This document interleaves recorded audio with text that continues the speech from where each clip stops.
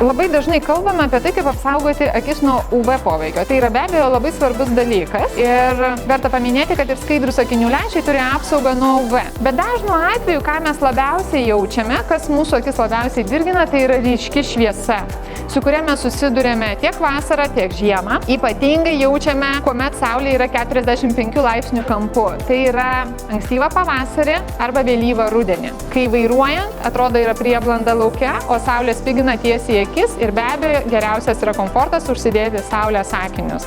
Arba turėti korekcinius akinius, kurie tamsėja nuo šviesos intensyvumo. Labai dažnai mes pamirštame apsaugoti savo akis nuo saulės, tai yra nuo vadinamos UV spinduliuotės, kuri nudegina mūsų odą. Atvykę į šiltus kraštus arba netgi vasaros metu besidžiaugdami mūsų Baltijos jūrą, mes gulėdami paplūdimyje tepamės odą, bet pamirštame apsaugoti savo akis. Verta suprasti ir žinoti pasekmes, kad akių paviršius irgi nudega. Jeigu po šiltos dienos vakare mes jaučiame diskomfortą akise, tai yra noras trinti akis, jos yra jautresnės. Pažiūrėjus į veidrodį mes matome jas labiau paraudusias, yra tikimybė, kad dienos metu įdegė ne tik mūsų oda, bet nudegė arba įdegė ir akių paviršius.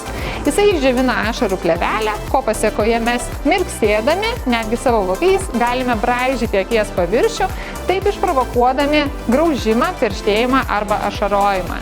Tad verta atkreipti dėmesį, kad turime nuo saulės ir nuo UV spinduliuotės saugoti ne tik tai odą, bet ir savo akis nešiodami kokybiškus saulės akinius. Jeigu mums reikalinga korekcija, mes galime nešioti ir tamsėjančius korekcinius akinius, mes galime rinktis iš labai plataus spektro spalvų, tų vadinamų fotochrominių akinių lęšių, pasirinkti rėmelį, kuris atrodys kaip saulės akiniai, kuomet užtamsėja akinių lęšiai ir atrodysime ir estetiškai gražiai, ir madingai, ir be abejo turėsime pilnavertę akių apsaugą. Pirmoji pagalba akims, jeigu jaučiate diskomfortą po ilgo pasibuvimo saulėje, tai yra drėkinantys akių lašai.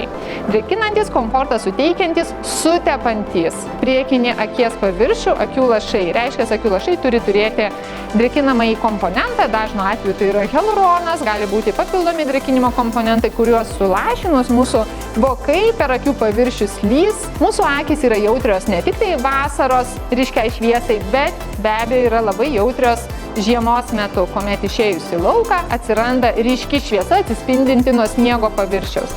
Tad nebijokite saulės akinių arba tamsėjančių korekcinių akinių nešioti ir vasarą, ir žiemą, nes tai yra pilnavertis komfortas mūsų akims. Noriu priminti, kad akis nuo šviesos poveikio reikia saugoti visais metų laikais.